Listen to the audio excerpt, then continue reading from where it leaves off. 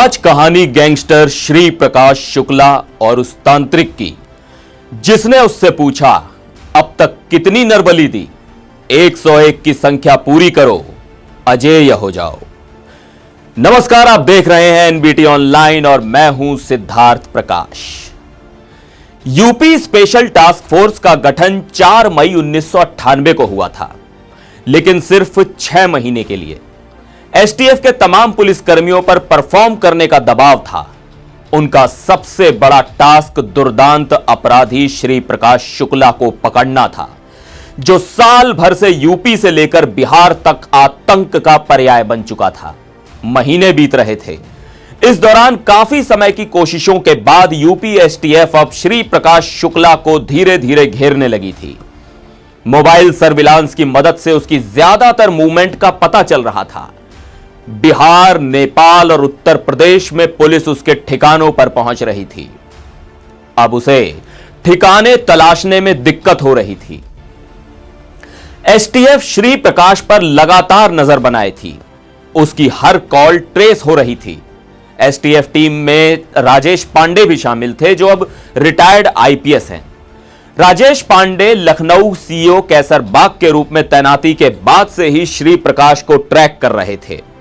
Rajesh Pandey UP police के उन चुनिंदा अफसरों में से एक हैं, जो श्री प्रकाश शुक्ला के गैंगस्टर बनने और आखिर में एनकाउंटर में मारे जाने तक हर घटना के प्रत्यक्ष या अप्रत्यक्ष रूप से गवाह रहे हैं। रिटायर्ड डीआईजी राजेश पांडे का अपना यूट्यूब चैनल भी है। उन्होंने यहां श्री प्रकाश शुक्ला से जुड़ी कई अहम जानकारियां विस्तार से साझा की हैं।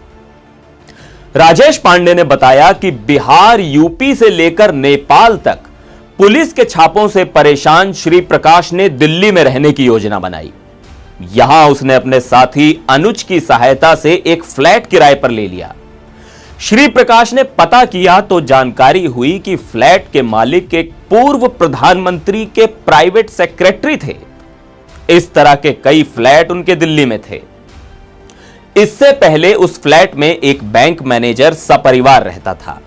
चूंकि उसका हिमाचल प्रदेश में ट्रांसफर हो गया था, इसलिए यह फ्लैट खाली हो गया था। श्री प्रकाश को लगा कि यह मुफीद जगह है, यहां पुलिस नहीं आएगी, क्योंकि रसूखदार शख्स का यह फ्लैट है और उनके बारे में आसपास सभी को पता है।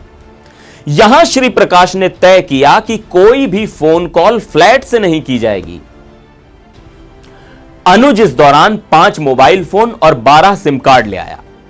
उस समय आईडी की ज्यादा सख्ती नहीं थी, प्री एक्टिवेटेड सिम कार्ड मिल जाते थे। इन्हें जब भी कॉल करनी होती तो ये फ्लैट से 20-25 किलोमीटर दूर जाकर आमतौर पर रास्ते बदल बदल कर चलती गाड़ी से बात करते थे। राजेश पांडे बताते हैं कि इस दौरान गोरखपुर में श्री प्रकाश के भाई और उसके परिवार को पुलिस ने उठा लिया। वहीं उसके साथी अनुज और सुधीर के परिवार तक भी पुलिस पहुंच गई। इसकी सूचना मिलने पर सभी परेशान हो गए। श्री प्रकाश शुक्ला ने सीधे डीजीपी को फोन कर दिया। उसका दुस्साहस इतना था कि उसने डीजीपी को भी धमकी दे दी, लेकिन बात नहीं बनी। वो बताते हैं कि इसके बाद श्री प्रकाश ने गोरखपुर के 3 मंत्रियों को अलग अलग फोन किया। कुछ गोरखपुर से विधायक थे, कुछ बगल के जिलों से विधायक थे। उसने कहा कि हमारे भाई और भाभी को तंग किया जा रहा है, आप लोग हमारे परिवार को छुड़वा दीजिए। ऐसा नहीं हुआ तो अंजाम भुगतने के लिए तैयार रहिए। तीनों नेता डर गए। मुख्यमंत्री कल्याण सिंह से मिलने पहुंचे। मुख्यमंत्री ने पूछा, क्या बात है, आज तीनों मंत्री एक साथ आए हैं? इस पर सबसे वरिष्ठ मंत्री ने कहा कि गोरखपुर में एसटीएफ ने श्री प्रकाश के भाई और भाभी को उठा लिया है, इससे मैसेज खराब जा रहा है। यह कहना था कि मुख्यमंत्री काफी नाराज हो गए।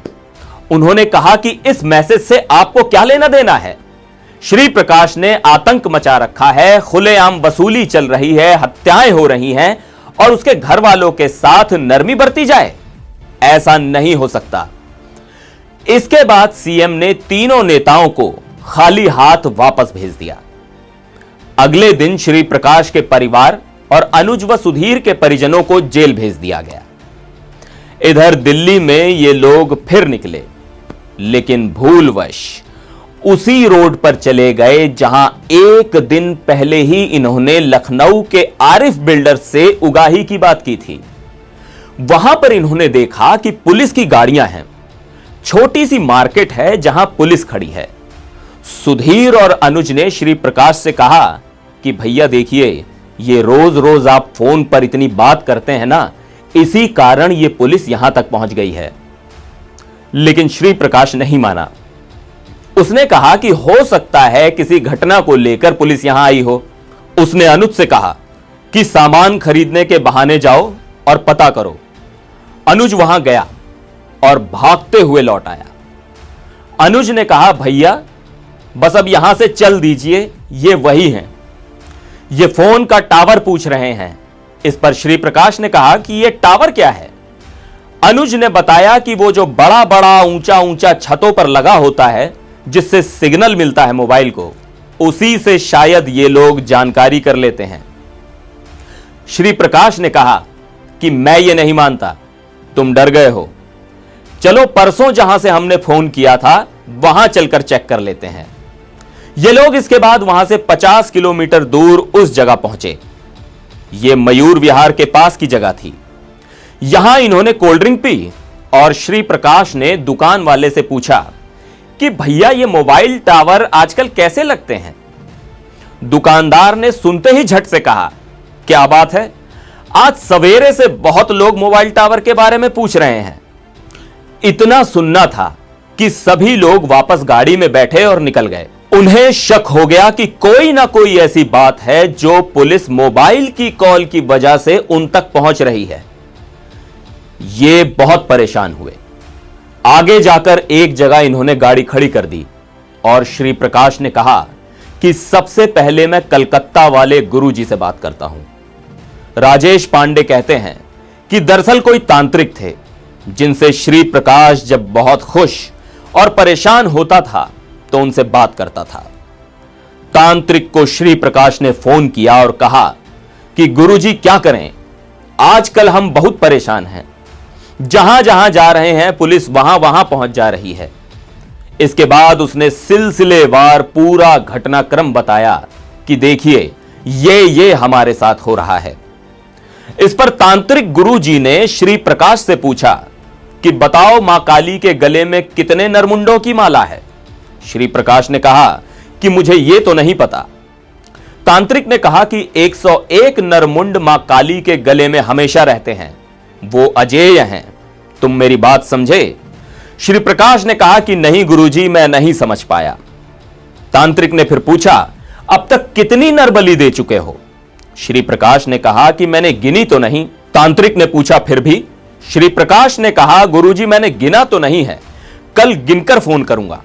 इस पर तांत्रिक ने कहा 101 का अंक पूरा करो और उसके बाद तुम अजेय हो जाओगे। तुम्हारे मन में इस तरह के भय, इस तरह की बात कभी नहीं आएगी। यह कहकर गुरुजी ने फोन काट दिया। श्री प्रकाश ने फोन रखा और फिर अपने साथी अनुज और सुधीर से कहा कि गुरुजी ने अभी पते की बात बताई है, हम आज चलकर जोड़ते हैं कि अब तक हमने कितनी नरबली दी है और कितनी बाकी हैं।